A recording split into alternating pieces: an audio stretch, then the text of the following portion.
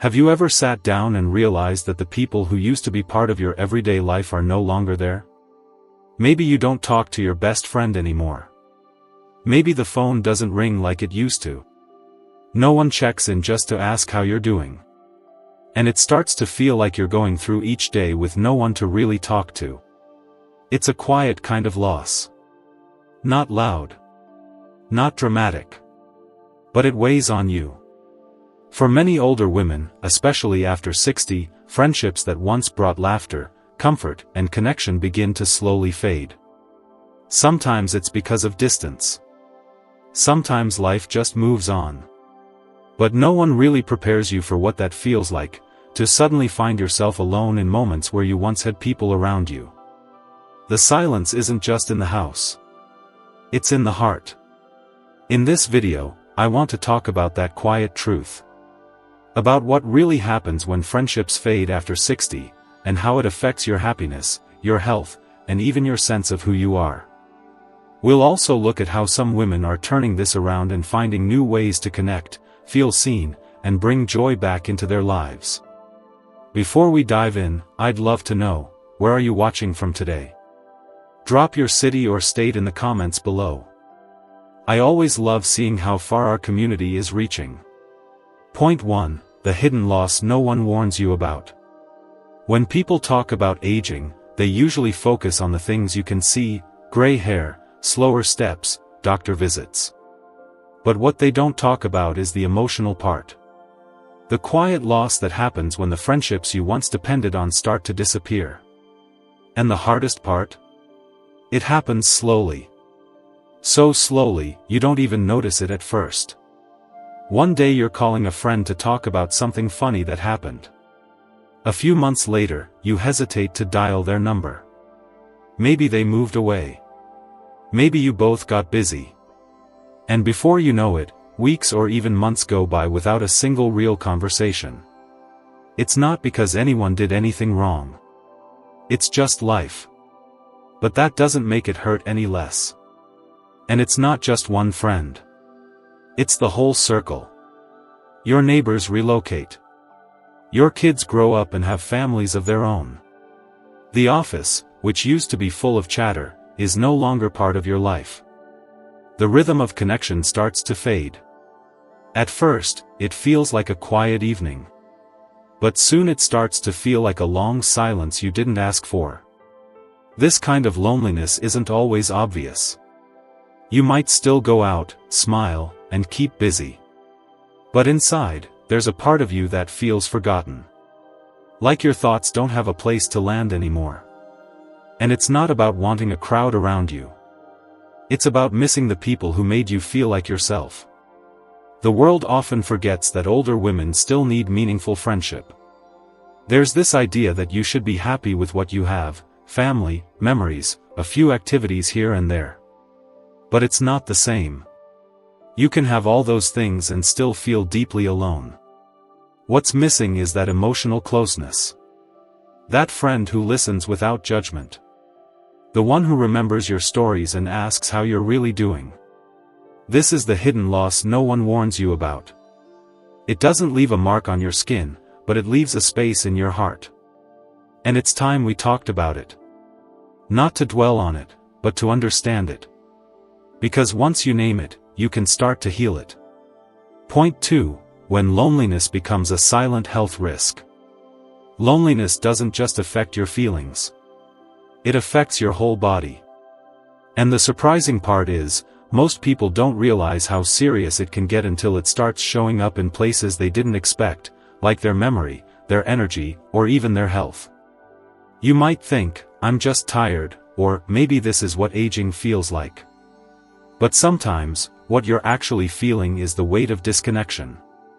When you go for days without meaningful interaction, no deep talk, no shared laughter, no one asking how you're truly doing, your body responds. And not in a good way.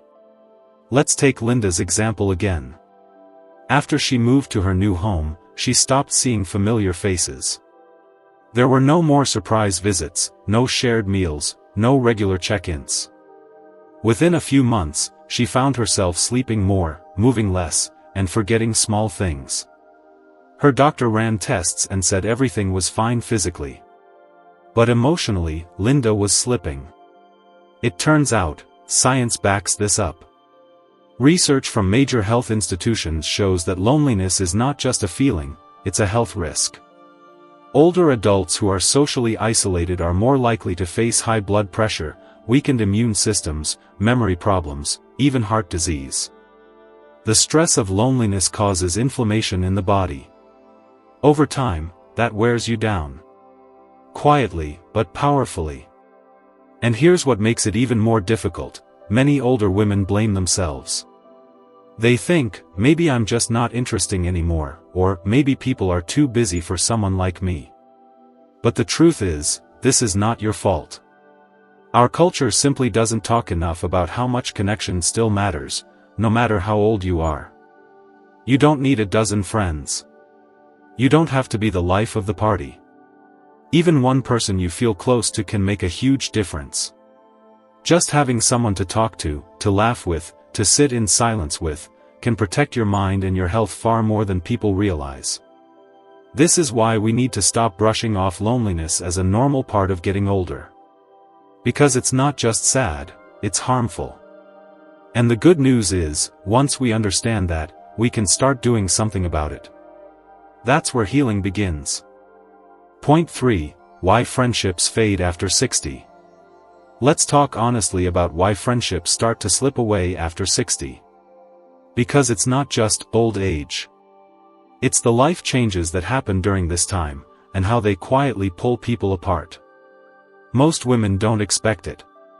But once it starts, it can feel like everything social just begins to unravel. One of the biggest shifts is retirement.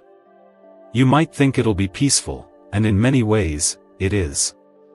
But it also means the end of daily routines and casual conversations with coworkers. The people you used to see every day simply aren't there anymore. And it leaves a space you didn't plan for. Then there's family. Kids grow up. They move away. They're busy with their own lives. Suddenly, the house that was once full of activity feels too quiet. Some women move to a new area for a fresh start or to be closer to family, but doing so means leaving behind their old community, their walking partners, their neighbors who just knew. And for many, the loss of a spouse, or even the loss of emotional closeness with a partner, creates a loneliness that no TV show or hobby can truly fix. These changes are like emotional earthquakes. They shake your world in ways that people often don't see from the outside. What makes it worse is how slow it all happens. It's not one big moment. It's gradual. You look through your phone one day and realize you're not sure who to call. You think, I don't want to bother anyone, or maybe no one really notices I'm not around. But let me tell you something, it's not too late to change that. Rebuilding connection after 60 takes a different kind of effort. It's not like school or work, where friends just happen. Now, you have to be intentional. You have to decide, I want people in my life again. It might mean saying yes to a small community event. Joining a book club. Starting a simple walking group. Sending a message to someone you haven't spoken to in years. And yes, it might feel awkward at first. That's okay. The women you see today in strong, joyful circles, they started with just one step too. So if you're feeling lonely, don't give up. You're not too late. You're not invisible. You just need to begin. One message, one hello, one step at a time. Point 4, you're not too old to start over. There's a voice that sometimes whispers in your ear when you try something new at this stage of life. It says, what's the point, or I'm too old to start over. And I want you to know, that voice is not the truth. It's fear. And it's time we quiet it. Starting over, especially with friendships, doesn't mean going back in time. It means moving forward with more wisdom, more confidence, and more honesty than ever before. You're not trying to be who you were at 30. You're stepping into who you are now, with all the life experience that comes with it. One of the most harmful ideas out there is that people over 60 don't want or need new relationships. That they've outgrown connection. That they're just meant to stay in the background. But nothing could be further from reality. In fact, many women in their 60s and 70s say they're finally ready to have real, meaningful friendships. The kind that aren't based on gossip or obligation, but on shared values, deep conversation, and kindness. Let's go back to Linda's story. She felt lost for months after her move. But then she did something brave. She joined a writing group at her local library. She almost didn't go. Twice she thought of backing out. But she walked in anyway. And that one small step changed everything. She met other women, all around her age, who also had stories, laughter, and wounds. It became the highlight of her week, not because life was suddenly perfect, but because she was connected again. And that's what you need to remember. You don't need to be anyone else. You don't need to be younger, trendier, or full of energy all the time. You just need to show up as you are. Because the truth is, your age is not a barrier, it's a strength. You've seen more, felt more, lived more. And that depth? That's exactly what makes you someone others want to connect with. So if you're holding back, waiting for the right moment to try, to reach out, to say yes, let this be your moment. Show up. Join that group. Send that message. Walk into that room. You don't need 10 new friends. Just one can change your life. Because you're not too old to begin again. In fact, this might be the best beginning yet. Point 5, happiness without friends. Yes, it's possible. Let's be honest, sometimes the friends don't come back. Sometimes the group doesn't form. And sometimes, even when you try, people just aren't as open or available as you'd hoped. And that can be disappointing. But here's the truth you might need to hear today: you can still be happy. Even without close friends around you. It's not the end of the world. It's just a different way of living. And it can still be full of joy. A lot of women reach a point where they stop chasing connection and start turning inward, not because they've given up, but because they've grown. For the first time, they're no longer taking care of everyone else. They finally have time to breathe. To think. To do things for themselves. And that can be beautiful. Maybe you find peace in your garden. Maybe you enjoy reading, praying, painting, or taking quiet walks. Maybe you start writing in a journal or exploring old memories through photo albums. You might even rediscover passions you put on hold years ago. These aren't small things. They're your life, and they matter. There's a kind of joy that comes from knowing who you are and learning to enjoy your own company. Not in a lonely way, but in a peaceful, grounded way. You don't have to explain yourself. You don't have to perform. You just get to be. And for many older women, this becomes a time of deep personal healing and growth. Now that doesn't mean cutting yourself off. Even if you don't have close friends, small moments of connection still matter: a smile from a neighbor, a kind conversation at the store, a phone call with a cousin. These little things can fill your heart more than you think. The most important thing is this: don't measure your life by how many people surround you. Measure it by how you feel inside. If your days feel calm, your heart feels full, and you're waking up with peace, you're doing just fine.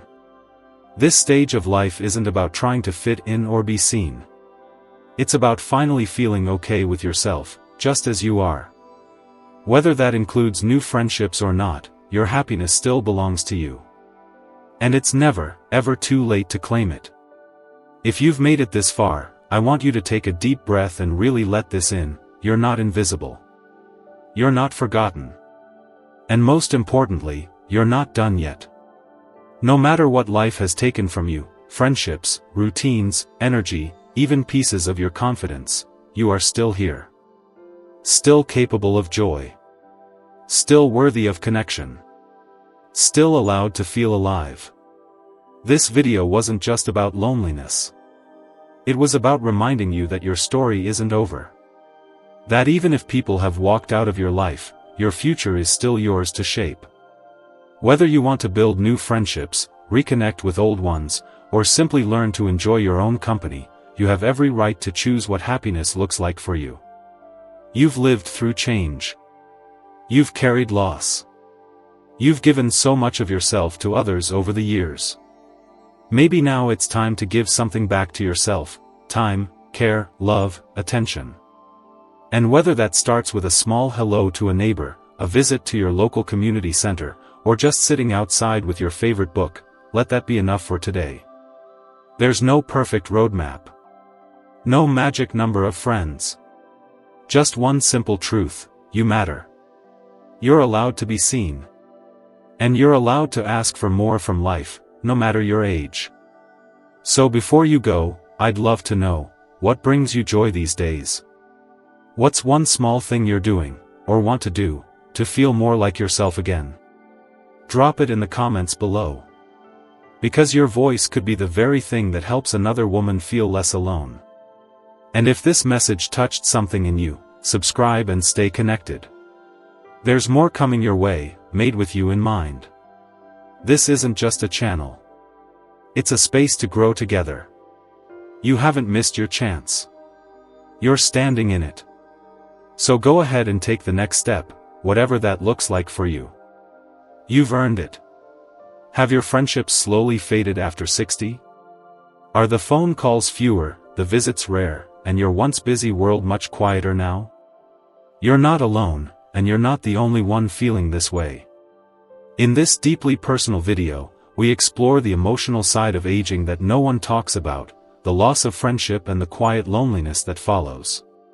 Through the story of Linda, a 71-year-old woman navigating life after retirement, we uncover why connection fades in later life, and how it affects your health, your happiness, and your sense of self. But this isn't just about what's been lost. It's about what can still be found. We'll talk about why friendships fade after 60, the real health risks of loneliness, how to build meaningful connections again, and why happiness is still possible, even without a big social circle. If you've ever felt forgotten, invisible, or unsure of how to reconnect, this message is for you. Speech Balloon, tell us in the comments, what brings you joy these days? Have you rebuilt connection in later life, or are you ready to start? Your story might be the one someone else needs to hear.